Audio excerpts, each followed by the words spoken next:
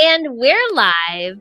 In this video, I'll be comparing qualities of lavender jade and answering all of your jade related questions in the chat. The lavender jadeite jade we'll be showing today is natural, but some jade on the market that appears lavender is actually treated. One of the main treatments to make jade appear lavender is dyeing, and a common material used in the dyeing of jadeite jade to make it appear lavender is actually blueberry juice. There's your fun fact for the day. This particular treatment will fade in sunlight, which might contribute to the rumor that jadeite jade changes color. Now, of course, the topic of jade changing color is a broad one. Natural jadeite jade should not entirely change color. However, a couple of things can contribute to a change in appearance that is mistaken for color change. For instance, the oils in your skin or even other materials that you have contact with may be absorbed into porous jade, especially if it's a light-colored jade with large crystal sizes. This is probably where the belief that the color of your jade reflects your health comes from. Also, when you buy jade, it may have a beeswax coating on the surface, and if you were to put your jade in an ultrasonic, the beeswax may come off and the stone may appear differently to you. This isn't considered a change in color, but it is a change in luster. Some jadeite jade that has been treated to appear lavender may fluoresce strongly pink under a UV light. Please note that natural or untreated jadeite jade may have a weak fluorescence. So if you're using a UV light to try and determine if your jade is natural or treated, it's important to recognize the difference between a weak and a strong fluorescence. Vivid, unrealistic color is a great indication of dye. And in modern times, treated jadeite jade is often dyed in addition to being bleached with hydrochloric or sulfuric acid and then impregnated with polymer, wax, or resin. Common simulants of lavender jadeite jade include sugilite, chalcedony, dyed quartz, glass, plastic, and pretty much anything purple. I took this footage at, I want to say, the Denver Gem Show last year. This is not a simulant. They're not trying to pass it off as a simulant. I actually thought it was just a really pretty gemstone, but I wanted to feature it as an example of the type of material that if it weren't labeled properly, which it obviously is, this is something that could theoretically be sold by an unscrupulous seller as jade. Because it's really good looking. So I actually don't know much about this material, but when I saw it, I was like awestruck. So let's go ahead and jump right in. Be sure to leave your questions in the chat. This here is a monkey and fish carving. The monkey represents playfulness and the fish represents abundance. This is a really light, pale lavender color. It's not a very deep color, which keeps the price down, but it's still a good carving. You can tell compared to this bamboo carving that it's not going to be a very high price.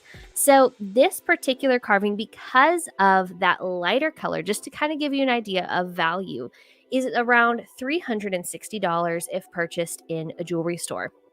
So, and again, great carving, love the symbolism. It's really beautiful, but if it had that richness of hue, more like this bamboo carving here, it would definitely be a lot more expensive. So if you guys have any questions about jade in general or lavender jade, be sure to leave it in the chat. Let's compare the monkey and fish carving to the bamboo carving. And as you can see, there's a pretty big jump in price difference here from $360 to $1575. And that's really because of the color. So the carving on the right has a nice, deep, like really good purple color. The carving's great. I mean, they're both of them have really good quality carving, but the bamboo carving obviously has like a more noticeably lavender color, whereas I feel like the monkey and fish carving from across the room might be mistaken for white jade. And so that's really where that price difference comes from. If you guys have any questions about lavender jade or jade in general, definitely leave it in the chat. And then let's take a closer look. I love this bamboo carving. I mean, I really do think it's fantastic. Lavender is considered the second highest most valued color in jadeite jade, with the first being green. I will say good quality lavender jadeite jade is pretty hard to come across. It's pretty hard to stumble upon if it's naturally lavender and like a really good lavender color. So it's not uncommon for lavender jadeite jade, I would say, to command pretty high prices. So, and I think that you can kind of see that the 1575, of course, it's hand carved and it's a really beautiful piece, but again, a lot of that price comes from the color, so you can kind of get an idea of how special that lavender color is and how unusual it is in the world of jade. And then you add this one in. Like, you put that dragon carving next to the other two. Oh my goodness. So we have the monkey and the fish, we have the bamboo carving, and now we have the dragon. Do you guys want to guess how much you think the dragon carving costs? Like, obviously you could tell from the video, it's a lot more. And it's because you have that like richness and that depth of color. So in jadeite jade, we have like three main factors for pricing or for like value for quality. The number one is translucency. Now, it is pretty unusual to find lavender jade with really high translucency. It exists, but it's usually valued really highly because there's just not a ton of it. You have translucency, which has to do with how the light moves through the stone. You have color, of course, with green usually being the highest valued color in jadeite jade and lavender being the second highest, as opposed to nephrite jade, where white is actually the highest valued color in nephrite jade. And then in terms of quality factors for jadeite jade, you have texture, and the texture has to do with the evenness of color and kind of like the grain size and how it's exactly what it sounds like how much texture you see across the stone. So it's a combination of these quality factors that really contribute to the price of a jade piece. Now, cut also can contribute to price. For instance, if it's well cut, that helps, and then if it's really poorly cut, then that might hurt it a little bit in price. But for the most part, it really comes down to mainly translucency and color, and then of course texture. So do you guys have any guesses? Do you have an idea of what that dragon carving? Let's show it up close before I make you guess. I don't think this clip has a price on it. Look at how delicious. I just love this carving. So there's a dragon with a bat. And then on the back, there's some Chinese writing, and it's kind of almost like a calligraphy, like it's a very fancy style of writing. I have it here. So like this is what, let's look closer at the back of the carving again. So I made a little banner that shows what the carving on the back says. And it's actually, you usually see these characters carved with a large dragon head with a baby dragon. And so it typically signifies that the mother dragon is looking towards the baby dragon and wishing that the baby will soon become a mature dragon to succeed in his life. But this particular carving has a bat, and I don't see a baby dragon on it. So I'm actually not exactly sure like the full meaning of the characters. Ooh, Erica thinks it's $7,000. What do you guys think? Do you think Erica's right? Do you think it's a $7,000 carving? That's actually a very, very good guess.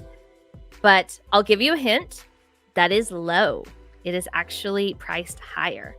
Oh, Dake can shed some light on the characters on the back. Dake says it says wishes for my son to become dragons or successful. Similar saying would be for daughters to be phoenix. So it's a really beautiful sentiment. I think it's a beautiful color of material. The dragon carving itself is really fantastic, and then the characters on the back are just this, like, they have this really beautiful meaning. Thank you, Dake. That is so helpful. Does anybody else have a guess as to what you think the value of this piece is? I'm ready to reveal it. So I think it's somewhere in this clip. You can tell it's a much more vivid color. It's not perfectly even, but that would even make the price even higher. It's really, really spectacular, especially in person. It's hard to tell, like on the video, just how good it is. It's less of a blue lavender, more of a true lavender. It's $10,125. So this would be around $10,000, $10,125 in a jewelry store, and you can see why. I mean, it's really spectacular, and especially compared side by side with that, the one that's around $1,500. Like, it's definitely a huge difference. Very noticeable. This is old calligraphy used before the Great Wall was even built. I had wondered because the characters, like if you look at the characters, like it's very different from what you're actually seeing carved into the back of it. And so the calligraphy. Great point, Dake. Thank you. I knew Dake would have all the answers. Like, I knew he would know all about this. So, Dake, I'm really glad that you're here. That's super, super helpful. It's always nice to have somebody who has a grasp on the language, because I'm not a Chinese speaker, and so sometimes I'm a little unsure, or I just don't really know. But yeah, we have another comment. Oh, Erica, you're Almaria. Well, that's very exciting. I'm so glad that you told me. Okay, so wait, that's the wrong one. Let me show you guys something. So I actually have, look at this. This is one of Erica's pieces. So this is a very beautiful piece of lavender jade, and it's very icy, which I just love. Like, you can really see the translucency. There's even a little bit of a color gradient, and she was so kind to share this video on our Discord, and I'm just obsessed with this piece. Like, if you were to shine a light through it, it would just glow. Oh my gosh, Erica, don't doubt yourself. No, 10,000 would have obviously been like a perfect guess. Yeah, don't be afraid to guess. For sure. Okay, so let's go ahead and look at something else. So this is a foo dog statue. I thought this would kind of give you guys a good idea of jade statuary pricing. Again, this is like a really good lavender color, so that's a lot of where the price comes from. And there's a little bat. You guys see the bat? It's kind of hard to tell on video, but it's much easier to see in person. So this is a foo dog statue holding the orb of the world, symbolic of the Chinese Empire. It looks very similar to the Pearl of Wisdom that you often see with dragons, but it is different. And you can, like, as you see more foo dog carvings, you can kind of tell the difference. I just think this piece is lovely. And in fact, it's what's in the background of all of this other footage that I've been showing. Like, you can kind of see the foo dog. He's like hiding in the corner there. And it's because I thought it was like a really good way to kind of gauge the color too, is to have that comparison. It's so creamy. Like, that's what I love about jade, is the texture. Great observation, Dake. Yeah. Love this piece. Love it. And then I also wanted to show you guys this. This is an estate pendant. The gold work is absolutely gorgeous. What I really love about this piece too is that it has this like little hint of green on it. I love seeing the lavender and the green together.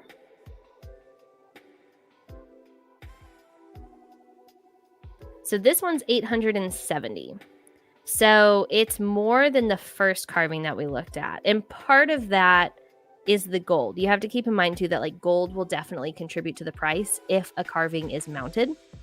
But it's not a ton of gold, so it doesn't impact the price that much. It's just kind of something to be aware of. So as you're shopping for loose carvings and planning to mount them, just kind of consider too that when your jeweler actually like adds a bail or a frame or however you decide to have it mounted, that will sort of add to the overall price.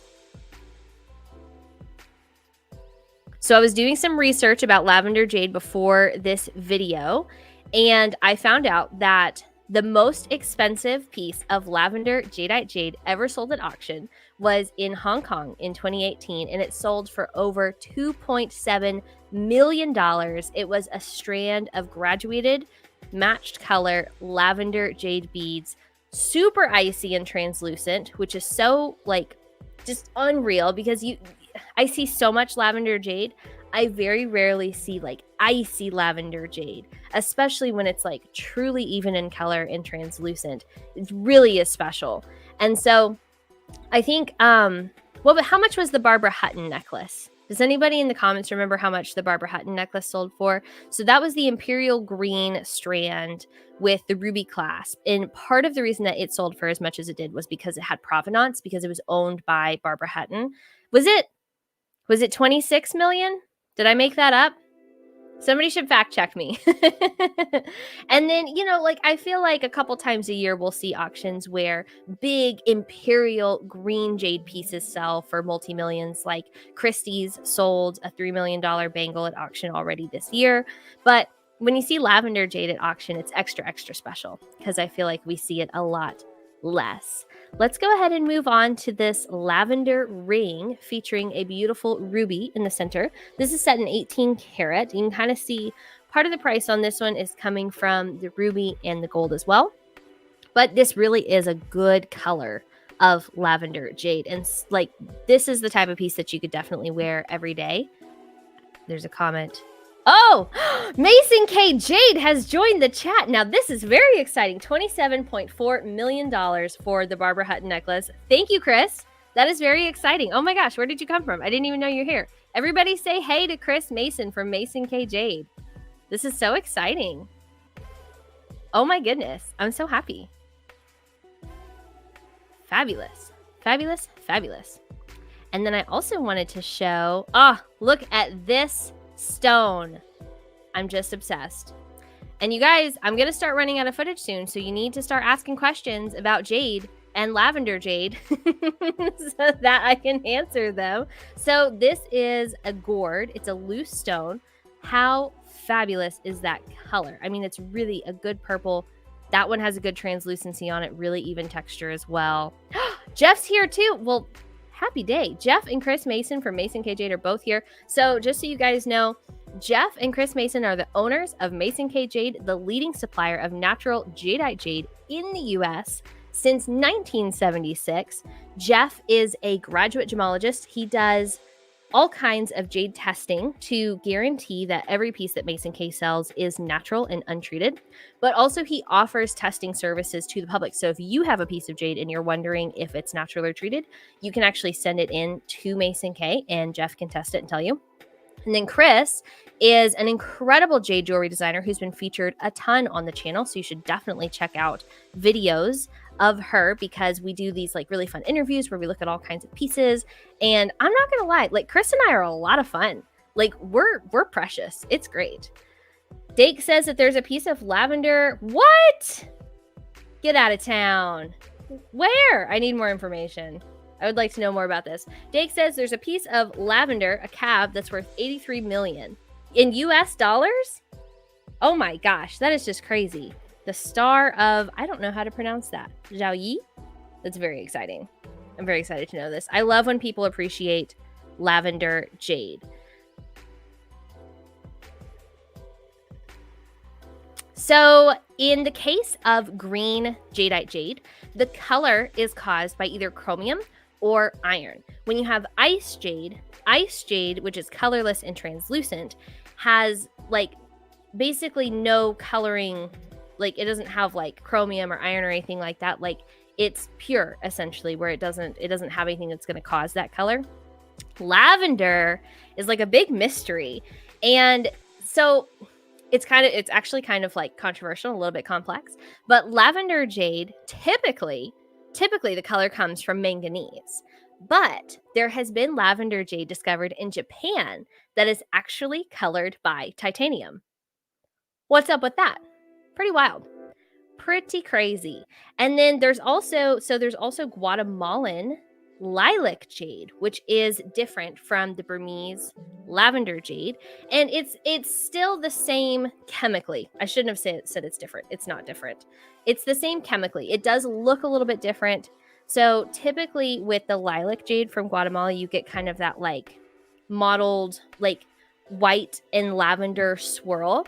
And again, it's colored by manganese. I mean, it is chemically the same, but where was I going with that? Anyways, it's really beautiful. You just don't typically see it in as high of qualities. So typically when you're seeing like the more translucent, more even color, more vivid lavender jade, that's usually Burmese. I've heard that there is some like really good color translucent lavender jade coming out of Guatemala, but something that we have to remind ourselves is that like the volume of jadeite jade from Myanmar that's out on the market is much higher than the volume of jadeite jade from Guatemala.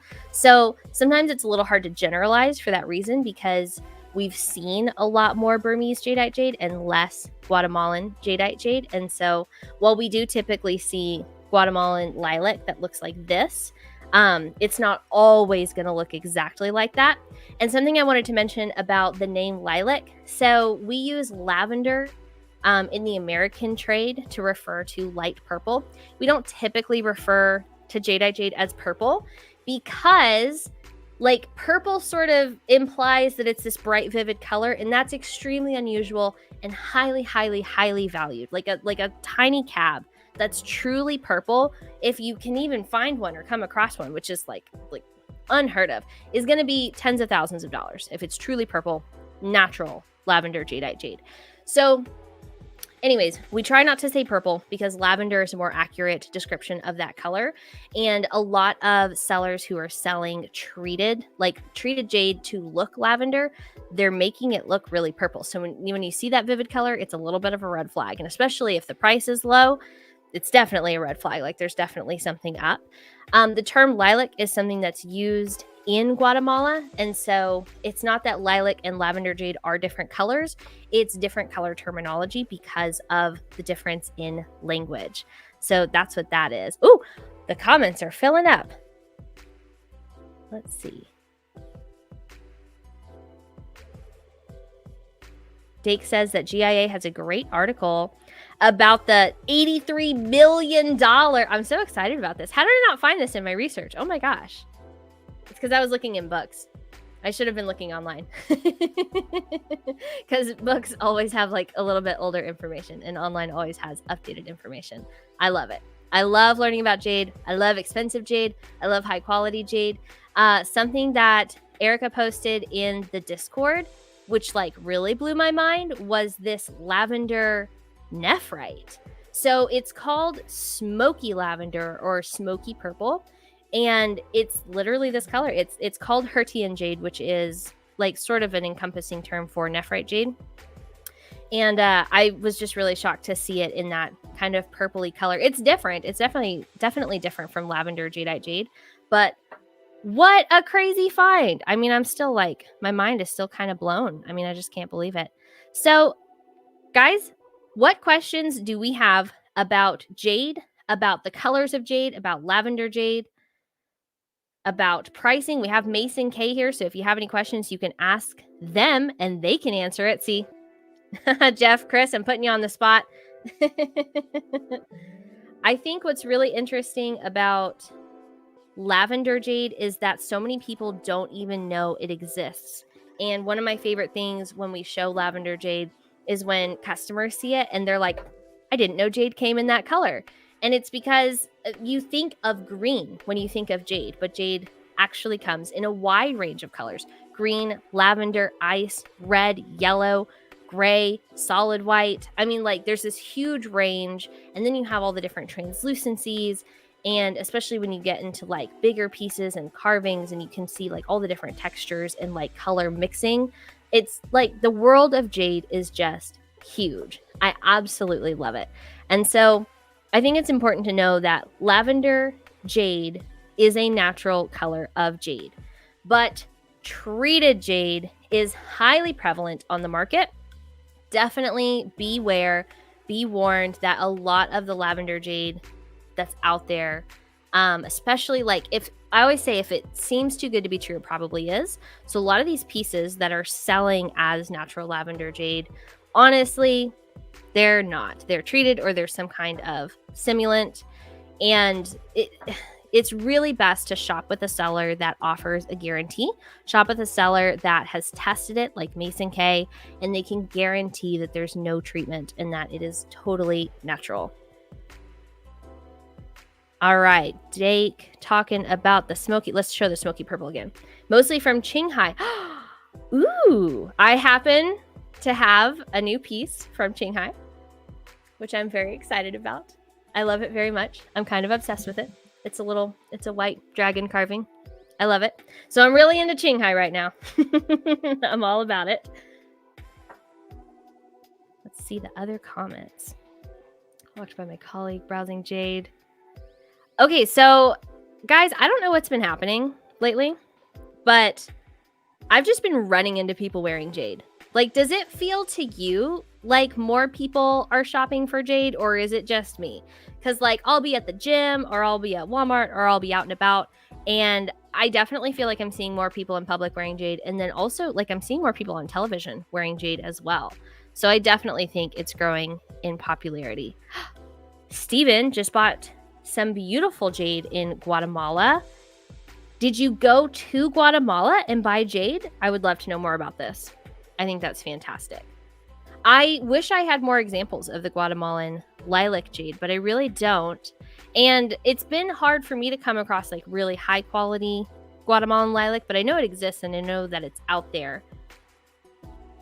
The Guatemalan jade is so interesting because it was basically unknown to the world for like centuries. Like you had like this very long jade trade in Guatemala where it was their currency. It was used in tools and weapons and like forks and like, you know what I mean? Like utensils and stuff like that, all the way until like around 1500 AD when the Spanish conquest happened. And then they completely eradicated the jade trade and it was forgotten. Like people even living in Guatemala didn't know that there had ever been jade in Guatemala. And what's crazy is like archaeologists were the ones who uncovered like in the early 20th century that 7 different Mesoamerican civilizations had actually used jadeite jade like as their currency and everything that we just talked about. And so when archaeologists started looking for it, there was a little bit of mocking. There was a little bit of disbelief that there was even jadeite jade to be found. There was a theory in circulation for some time that China had traded jade with like the Mesoamerican civilizations, and there was just like absolutely no evidence to back it up. And so you have the discovery of the sacred cenote, and then the uncovering of the Olmec jades that had been thrown down this well for a sacrifice. And so you start having like more questions circling in the 19th century about the source of this jadeite jade that's just appeared. And then you have William Foshag in the 20th century who like was very, very, very certain that there was jadeite jade in Guatemala, but he didn't have the knowledge of plate tectonics to really like actually pinpoint exactly where it was coming from. Enter J. Ridinger and Mary Lou Johnson, who strongly believed that there was jade in Guatemala, and they didn't care that people didn't believe them. And literally, the two of them, this is their love story. They fell in love while they were doing this, but they walked around Guatemala with hammers hitting rocks until they found jade. And so the way that they were able to identify the jade was jadeite jade has sonority, and so when you hit it, even when it's a rough boulder, it sings out this beautiful, I have a clip. Are you guys ready? Ready for the clip? Not quite like that if it's a boulder, but it sings. It makes this beautiful sound. So they'd hit the boulders and they would sing, and then they would send it off, have it assayed, and then that was how the rediscovery of Guatemalan jadeite jade came to be. And that was in the 1970s. So this is like a relatively new trade, the Guatemalan jadeite jade trade. Just a wild, wild story. Stephen visited Antigua. I would like to visit Antigua. That sounds awesome. I actually have an interview on my channel with Mary Lou Ridinger talking about the rediscovery of Guatemalan jadeite jade. I highly recommend checking it out. It's absolutely fantastic. Let's see. Oh, Dake agrees that more people are wearing jade. His local gem store is getting bigger crowds lately, and people are showing more interest in jade-type stones. Jadeite, nephrite, amber, turquoise. I'm all about it. Here's one of the reasons why I think jadeite jade needs to grow in popularity, and I think it is already. I think, like, regardless of what I say, I think it's growing in popularity. But a lot of jade jewelry doesn't have metal. Gold is like $2,000 an ounce right now. So let's say you want fine jewelry, but you don't want to pay crazy gold prices. Bangles, beads, carved pendants, all of these different types of jewelry that are really quite specific to some of these stones that Dake mentioned. Jade, turquoise, amber. You're getting more bang for your buck. Like, you can spend less, but you can still have something really incredible, really nice, really unique.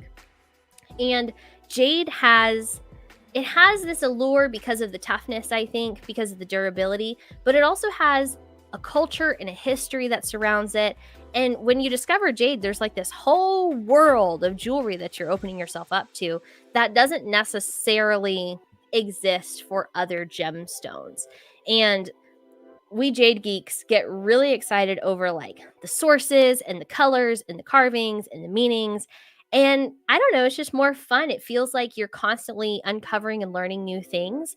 Everybody I talk to who knows a lot about jade, they always tell me, they're like, I just don't feel like I know that much about jade. Even I feel that way, like a lot sometimes, because we're still, even at like a scientific level and at a historical level, like we're still constantly learning more and more about jade. So it's this very like broad category of gemstone that it's, I always say it's more than a gemstone. It really, really is. It's an art form.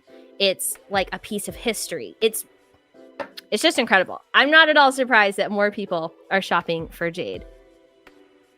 Steven saw the interview and then went to the factory. Ooh, that's so cool. I would love to go. I really, really do want to go. And in fact, I heard a rumor, you guys get to hear it from me, that near the Motagua River, where they like go and find the jade boulders for Jade Maya in Guatemala, they have like a bed and breakfast where you can stay and then you can actually go and like find jade. And then I'm pretty sure I need to get more information. This might be a rumor, but I'm pretty sure they let you like cut it yourself on the premises. It's crazy. So I'm in the process of learning more about that because that's amazing. All right, Dake, more people are moving away from the traditional shiny faceted gems. So here's what I'm seeing. I'm seeing like from the wholesale perspective, more interest in colored stones, a little less interest in diamonds. And don't get me wrong, I love diamonds, but colored stones are so interesting. For a long time, there was sort of this misconception that colored gemstones didn't have what it took to be everyday wear jewelry. And I tell you what, that's simply not true. I have a rhodolite garnet that I wear all the time. I'm not wearing it right now, but I have one. Jade holds up extremely well. Sapphire holds up really well. Alexandrite holds up really well. And I think to some extent, this search for more affordable jewelry, the search for more unique jewelry, results in a larger customer base for colored stones, jade included. And it's not that people don't love diamonds, and especially for bridal. Like people love to have diamond engagement rings, but this whole like lab grown versus natural diamond thing, I think has sort of been making customers' heads spin. And when you start exploring options outside of natural diamond, like for instance, if you're considering a lab grown diamond, then you kind of start asking like, well, what about moissanite? And if moissanite, what about alexandrite? And if alexandrite, what about sapphire? And then you kind of go through this line where you're exploring all these different options and realize that like, it's not hard to have a one-of-a-kind engagement ring that absolutely no one has. Like nobody has anything like it. And colored stones, the colored gemstone industry is really, it's offering that experience to the customer, which I just absolutely love. And to be honest, like from an economic standpoint, like I really admire the colored gemstone industry and what it does for third world countries and mining communities in them. And so I'm on board. I'm super pro colored gemstone. Like can't celebrate it enough. All right, looks like we have a question for Mason K. How much does Mason K charge for testing? Tango has lavender jade from the 1970s China. Ooh, plus some recent beads. Yes. So if you visit masonk.com, there is a little like section that says jadeite services, and it talks about the pricing of jade testing. So it depends on if you want a printed report or a verbal report, and if you want just the testing by itself, or if you want testing and valuing. But yeah, definitely check that out and definitely get it tested. It only takes like, I think like a week or two for Mason K to test it. They do a phenomenal job. Yeah. Yes. That's my answer to your question. How much does Mason K charge? Yes. Go to masonk.com. They will definitely get you fixed up. Any other questions about jade? There's so many great topics to cover, especially when discussing lavender jade. And today we showed a lot of carvings, but lavender jade can be a cabochon for an engagement ring. You can have beautiful earrings in lavender jade, rings, bangles. We didn't show any bangles today. That is something that we should do an episode on. We did show the nephrite, the lavender nephrite bangle, but I don't think I showed any natural jadeite jade bangles. We should do a bangle episode. Do you guys like bangles? Do you guys wear bangles? Like, I definitely love them. It is a little tricky. Like we always say, like at Mason K, that bangles are like Cinderella jade because it has to fit just right, like the glass slipper, because it's a matter of like finding the style in the color that you like, and it has to fit. Like it has to be the size that will fit you. So it is, sometimes it's a journey finding your bangle, but once you find your Cinderella jade, it's absolutely worth it. All right, Dake, even with wedding rings. Yeah. It's so funny to me. I started in the jewelry industry in 2013. And I worked at a jewelry store, and the manager at that time, now the attitude of the store was not this, but the attitude of the manager was, we will never sell lab-grown diamonds in this store. And then like 5 years later, we were selling them. And then around the time that I got out of retail, which was 2020, like that was when I feel like lab-grown diamonds like really exploded in popularity.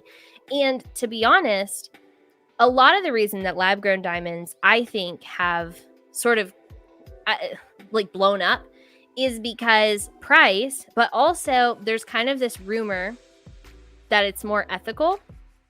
And that's the marketing practice of a lot of the producers, not necessarily like the brick and mortar jewelers, but like the producers of lab grown diamonds are sort of pushing this false narrative that it's more ethical to buy a lab grown diamond. And so I don't know if that's like a huge driving force behind the increased like market, but it's pretty loud. I mean, it seems to be something that that convinces people, because they're acting as if mining diamonds is some horrible thing, which it's not. And they spread this lie that the diamond industry is monopolized, which it's not. And I can't tell you how many times I heard that, well, there's one company that owns 80% of the world's diamonds, which in my lifetime, like I'm 30, in my lifetime, that has never been true. So it, like, you had, after World War II, you had a guy, it was actually Cecil Rhodes, which the country of Rhodesia, which is now Zimbabwe, I think, was named after him. He went in after World War II and bought up a bunch of small diamond mines because people had to sell them because they were at war. So there was like a time there when most mines were in Africa, and this one guy after the war like went and bought them all up. That, yes, one company did have a monopoly on diamond mining. That didn't stay true. And in fact, in the entire time that I've worked in the jewelry industry, De Beers, which is what that company became, has not even been like the main supplier of diamonds in the world. It's actually been Alrosa, which is a Russian company, which that obviously might be different now because there's like trade laws and stuff that are restricting the import of Russian diamonds now. So I think things have changed. But what I'm saying is that like a lot of the narrative that I see, especially like on YouTube and online, that says that the mining of diamonds is bad is actually like, it's not only incorrect information, but they're promoting lab grown diamonds as an ethical alternative, when really like lab grown diamond manufacturing is like not good for the environment. And there's some iffy gray area in the ethics of the production of lab grown diamonds. So anyways, that was my spiel about diamonds. Welcome to the Jade Q&A. Now we've talked about diamonds. Let's see. So Dake says that so Dake needs a 75 millimeter bangle or bigger. That's how my husband is too. Like my husband loves bangles, but it's so hard for him to find them. And I always remind people, like, bangles are usually cut for the Chinese market. And so like they're usually smaller, but we're seeing more of the larger sizes, and we're seeing a broader range of bangles, I feel like, now. And so don't worry, there's a bangle for you out there. Erica, I have mainly nephrite bangles. Ooh, yeah, and that, oh, yeah. So her blue Guatemalan jadeite jade bangle is really, really pretty. I've seen it. It's in the Discord. You guys should join the Discord, by the way. And then, yeah, it's talking about the sizes. Yeah, so like I'm a 59 millimeter, and so it's kind of hard for me to find bangles as well, because like usually they're too small for me. It seems to be getting rarer here in Guatemala. That's interesting.